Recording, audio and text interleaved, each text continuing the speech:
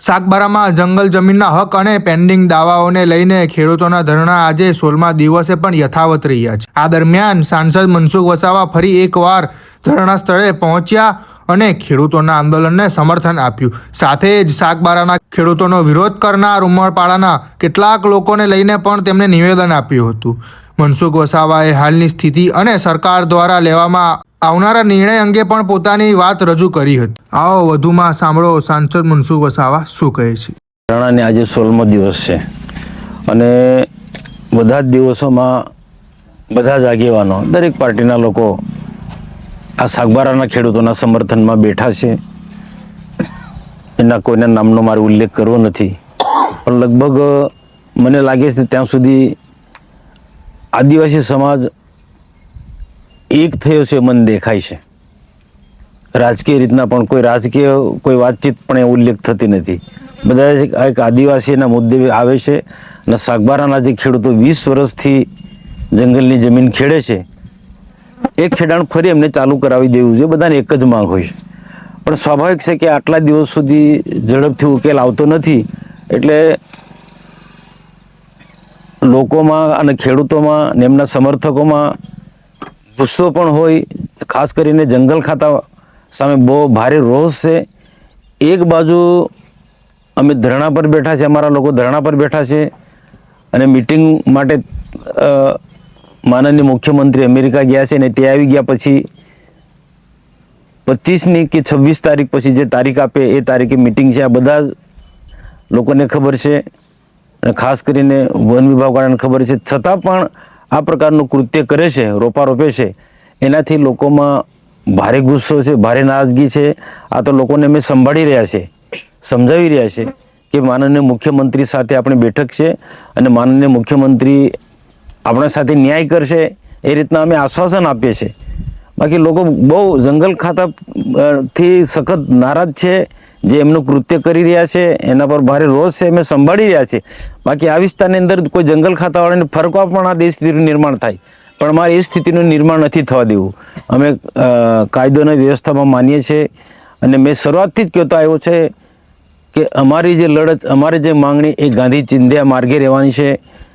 ક્યાંક પણ બીજું કોઈ કાયદો હાથમાં લેવા અમે માગતા નથી। સ્વાભાવિક છે કે આટલા 20 વર્ષનું ખેડાણ બિલકુલ અટકાવી દીધું છે, એટલે ગુસ્સો હોય, રોષ બી હોય જંગલ ખાતા અને સાથે પોલીસ ખાતા સામે પણ।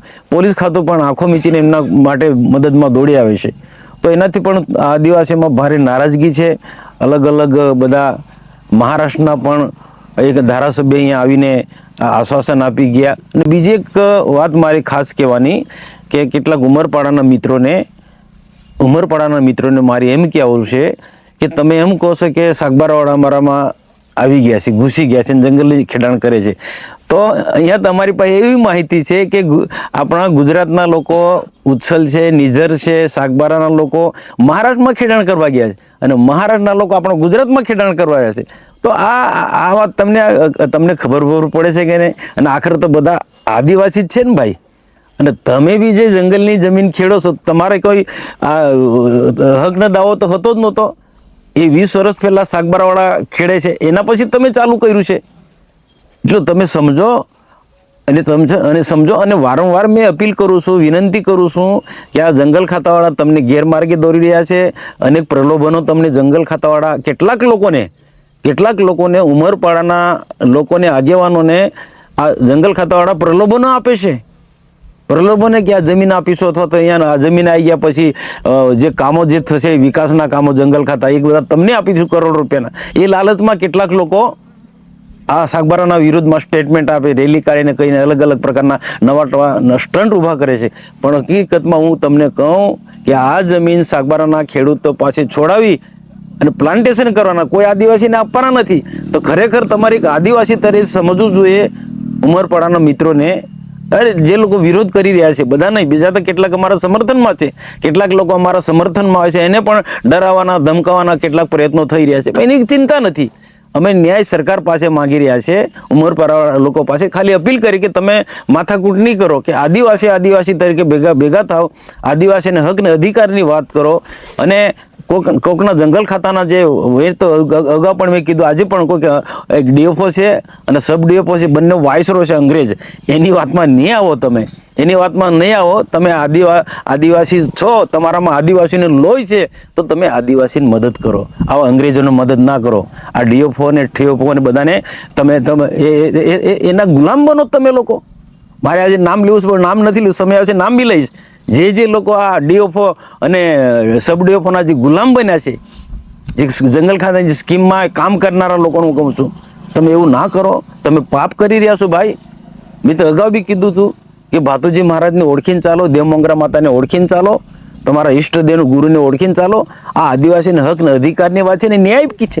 આજે નવા ખેડાણ કરે 4-5 હોય એને જંગલની જમીનો મળવાની છે, મને ખબર છે.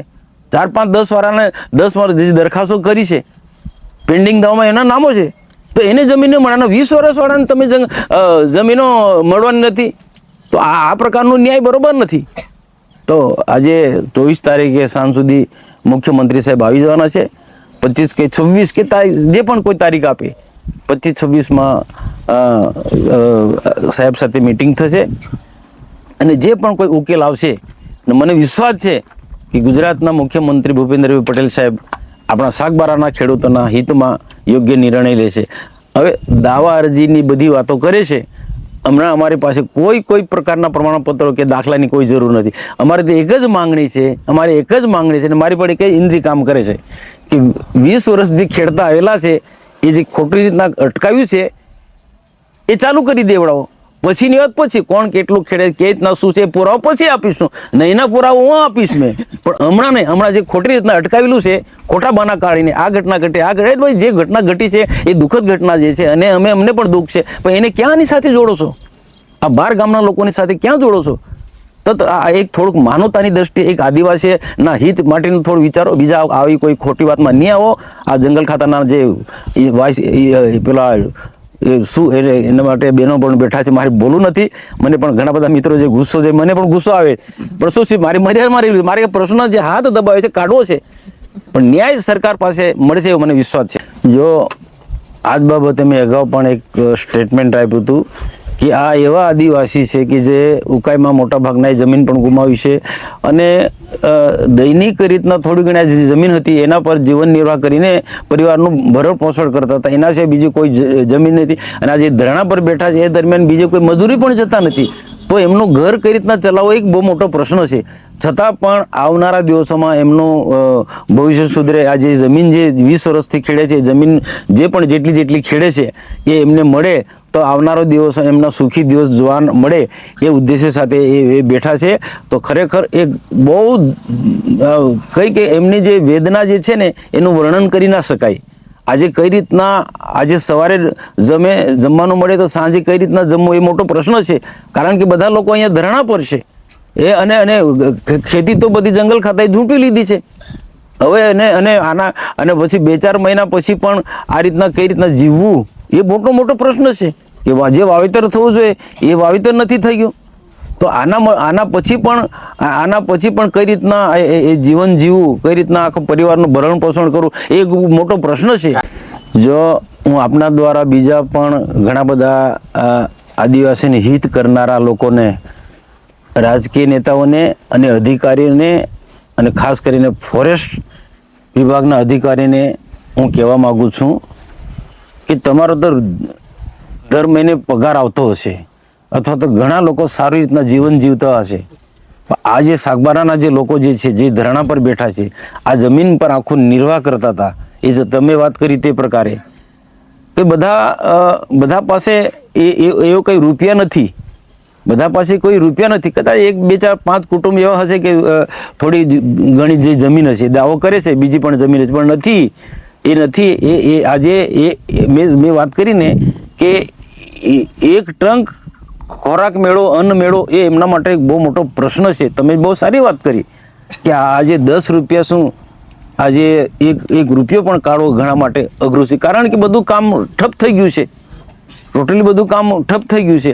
તો એક માનવતાની દ્રષ્ટિએ પણ જે વિરોધ કરનારા લોકો પણ સમજે, અને ફોરેસ્ટના અધિકારીઓ પણ સમજે, અને કેટલાક રાજકીય નેતા પણ આ સમજે. ભાઈ આદિવાસીની આ જે સ્થિતિ જે છે, આદિવાસીઓની જે આ જે પ્રકારની જે સમસ્યા ઊભી થઈ છે, આખા જીવન નિર્વાહ સાથે જોડાયેલો પ્રશ્ન છે. આજે લોકોને જમણવા લોકો ભંડારા ખોલે છે, તો એ આ લોકોની દશા શું સ્થિતિ તમે જુઓ. આજે મને પણ આ તમે જે વાત કરો એ વાત મને જ્યારથી આ લોકો ધરણા પર બેઠા છે ને આખી પરિસ્થિતિ હું જાણું છું. આખો આ જે 12 ગામના લોકોની જે પરિસ્થિતિ છે, જે કઈ રીતના આ ધરણા પર પેટે પાટા બાંધીને આ લોકો ધરણા પર બેઠા છે, એવું કોઈ તો ખોટું નહીં. કારણ કે હું બધાને મળું છું, જે સ્થિતિ છે તે બહુ દુઃખદ ઘટના છે. એટલે મહેરબાની કરીને બાકીના જે આમાં કોઈ રાજકારણ નહીં લાવે, અને અધિકારીને પણ અપીલ છે, એક માનવતાની દ્રષ્ટિએ તમને પરમાત્મા એક મનુષ્ય બનાવ્યા છે, અધિકારી બનાવ્યા છે. તમે પશુ પંખીની, જાનવરોની ચિંતા કરો તો માણસોની બી ચિંતા કરો. આ એમનો અધિકાર માંગે છે, આ એમનો અધિકાર માંગે છે. 20 વર્ષથી જંગલની જમીન ખેડતા હતા, 20, અને સામે પેલા ઉંમરપણાના લોકો એ આદિવાસી, તેમને તમે ખેડવા દો છો, એમને બધું સહકાર આપો. તો આ પ્રકારનું કૃત્ય બંધ કરો. આદિવાસીને ભાગલા પડવાનું પાપ તમે કરી રહ્યા છો, એ ના કરો. આ આદિવાસી એક સંગઠિત થઈ અને આ જીવન જીવવા માટે આગળ પ્રયત્નો કરી રહ્યા છે, એને જીવવા દો.